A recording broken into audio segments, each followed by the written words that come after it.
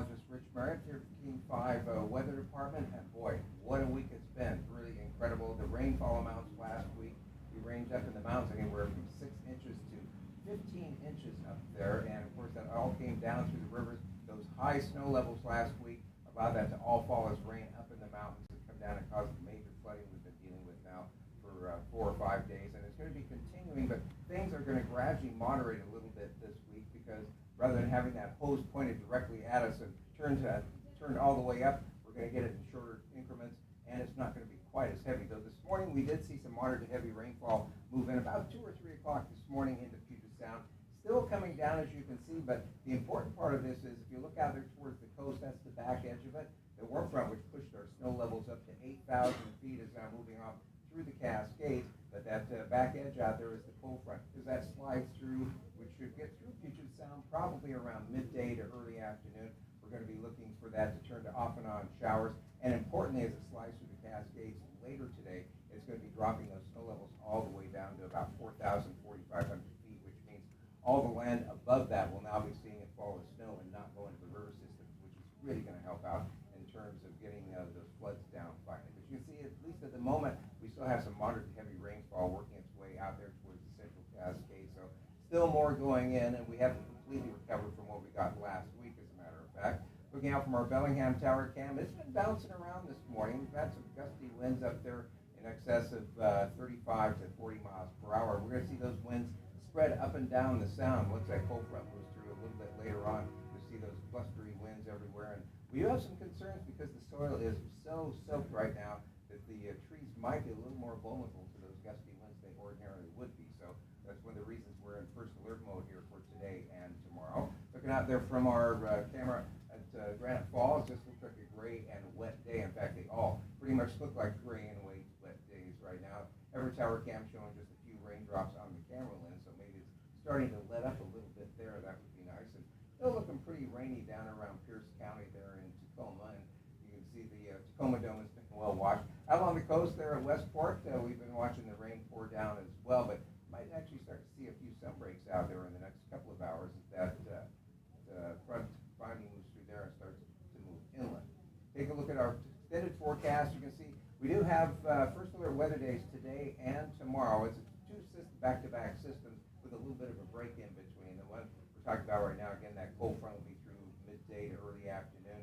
And then we'll see increasing rain as we head towards tomorrow morning. As we head towards the afternoon, we'll see some very gusty winds developing. But the good news is the snow levels will probably only go back up to about 5,000 feet on Tuesday before they plummet later Tuesday down to about 2,500 feet. And we start to build up the snowpack basically from the mountain highway passes on up, which also includes the ski areas. Later in the week, you can see off and on showers. There's not going to be as much rain around in the lowlands, and in the mountains, that should essentially be coming as snow. And over the week, we might see a little bit more rain in the lowlands, but again, it does look like we're going to be looking at snow for the ski area bases on upward. And we could see a considerable amount of snow as we might get a running start on building that mountain snowpack just in time for the official arrival of winter there on Sunday. Take a look at our first alert weather days today and tomorrow. It's because of the heavy rain, gusty winds out there. Again, our concerns about the soils and the trees being more vulnerable to those gusty winds. Rivers will be rising today, and some places will return to get above flood stage once again, it looks like. And we will have an ongoing landslide risk. Probably going to be with us for another 1 to 2 weeks at least, because we're going to continue to put rain into the lowlands even while we're getting snow up in the mountains. Looking at the satellite image, you can see it's quite a bit different than what we had last week. You can see that atmospheric river that's dragging through here. It looks more like a standard front, which is our normal fronts through here are actually weak atmospheric rivers we've been talking about. This is a new name given to fronts, and in the case of the really strong ones are what we used to call the Pineapple Express, but now they're the one that we had in here last week was what they call an AR5. They have an atmospheric river index from 1 through 5, and 1, 2, and sometimes 3 are normally beneficial. That brings most of the rain and snow to the west coast. But when they get up and get intense, when they get in the high 3s and then the 4s and the 5, is when we see these destructive weather situations, which is what we've been seeing since last week. But you can see this one not nearly as solid, and it's moving on through. You can also see the circulation around a low up there in the Gulf of Alaska. What we're going to be looking for here for the next few days, the system's kind of rotating out of there, joining up with the moisture coming up from the south, and then those are going to push right on through the Pacific Northwest about every 24 to 36 hours, it looks like. But they're not going to stall over us, importantly, and because we're going to be on the cool side with the area that's coming out of the Gulf, we should see those snow levels stay below about 3,000 feet. Once we get them down on Wednesday, they should stay pretty close to that all the way into the weekend, though they might once in a while bounce up to 4,000 to 5,000 feet, but it would just be brief. Look at the this atmospheric river. This shows what's called the integrated precipitation. It's basically the amount of water that you can squeeze out of a column of air. And so the bright yellows and the greens, that's where you can get the most moisture out, and that defines where the atmospheric river is. And you can see this morning it's just brushing by us, not pointed directly at us like it was last week. We put that into motion. You can see as we head into tomorrow, it drops southward and we get into that cooler air to the north. That's what's going to be lowering those snow levels to 4,500 feet. But we have a secondary system that comes up and brushes us. That's what's going to be giving us that next round of rain. But by the time we get to midweek, you can see the atmospheric river itself is well south of us, and we're going to be well into the cool air, get those snow levels down, and start to build that winter snowpack, which is going to be a real bonus for just about everybody, being able to cut off that water going into the river systems. And finally, for skiers and snowboarders, we might start to build that snowpack in time to maybe get some places open in time for the Christmas holiday. You can see as we head on through the weekend, it drops even farther south, so it's a very optimistic situation right now. Take a look at what we're expecting then for the next several days. So today, you have that rain heavy this morning that we're seeing. The snow level probably running right around 8,000 feet. It is going to drop to about 4,000 to 4,500 feet this afternoon, and we'll see those gusty winds around the sound. And again, we're concerned about the effect it might have on some of the trees with all the wet soil out there. As we head into late tonight, early tomorrow, there'll be a little bit of a break with just a few showers around, but then increasing rain tomorrow morning. We'll see rain heavy at times during the day tomorrow, but snow levels will only go back up to about 5,000 feet, so much of what's falling in the mountains will fall as snow and not go into the river systems, which is great in terms of the flooding. We are going to be looking for that to drop down to about 3,500 feet, so close to Snoqualmie Pass by later tomorrow, and another round of gusty winds, maybe even a little bit stronger than what we have today. As we head into Wednesday, we're going to be looking for off and on showers in the lowlands and occasionally heavy snow across the mountain highway passes. So if you have travel plans later Tuesday on through the end of the week, definitely look at the pass conditions to be sure what they're like, because we're going to be looking for a lot of snow. In fact, between Wednesday morning and Thursday morning, we could see as much as 5 to 10 inches fall up around the Snoqualmie areas, and maybe 1 to 2 feet around places like Stevens Pass and up into the North Cascades. As we head into Thursday, it looks like more of the same with showers in the lowlands, more heavy snow in the mountains, and those snow levels staying down around that 3,000 foot level. And we'll continue to see some river flooding probably, as it's still going to take a while for that to all drain off, and that landslide risk will be continuing, as I said, probably for another week to 2 weeks. Taking a look at the there she goes. She was taking a little break on me. Looking out at Mount Rainier, this is a little over 5,000 feet, and you can see there's no snow even at 5,000 feet there on Mount Rainier. Just a wet-looking morning, so it's going to be welcome to start seeing that snow arrive there. Checking the snow levels over the next 7 days. So today, again, 8,000 feet this morning, dropping to about 4,000 feet roughly this afternoon, so averaging it out about 6,000 feet.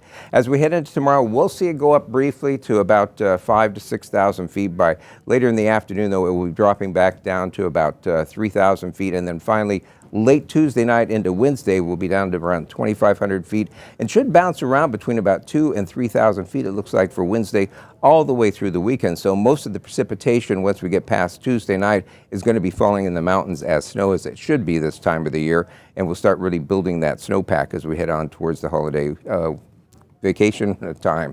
Checking Snoqualmie Pass, you can see it's also looking really wet this morning too, and Stevens Pass also looking really wet. Again, just seeing amounts anywhere from about 2 to 4 inches of rain expected today, but compared to the 6 to 12 we had last week, it's not too bad, but again, it's flowing to rivers that are already full. Blewett Pass looking at just wet conditions, and currently Stevens Pass is closed because of damage to the road on both sides of the summit, but Snoqualmie Pass has been open this morning. Blewett Pass and White Pass all have been open this morning with no restrictions, but definitely check the passes, because still with this rain coming down, things can change very rapidly. Checking our forecast then for over Stevens Pass, you can see that cooling taking place. Rain during the day today, but as we head towards this evening, you can see it turns to mixed snow and rain, and then it turns to just snow as we head towards the overnight hours. And they probably will be able to pick up anywhere from about 2 to 4 inches before it turns back to rain with those rising snow levels tomorrow. And then again, it will finally by later tomorrow turn to snow, and they will be getting quite a bit of snow, it looks like.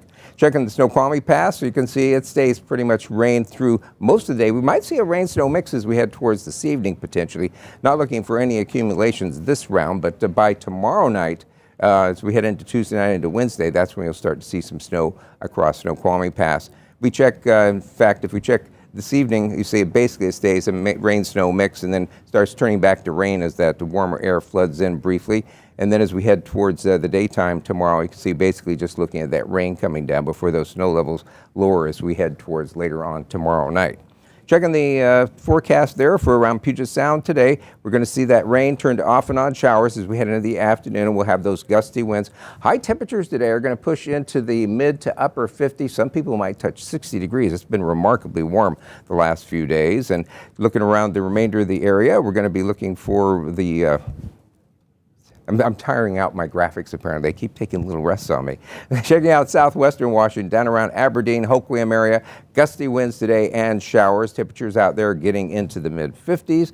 And across, as you head over towards the east side of the Cascades, they're around Ellensburg, Wenatchee areas. They're seeing some rain this morning, and then they'll see that turn to partly sunny this afternoon with those high temperatures getting into the mid-50s.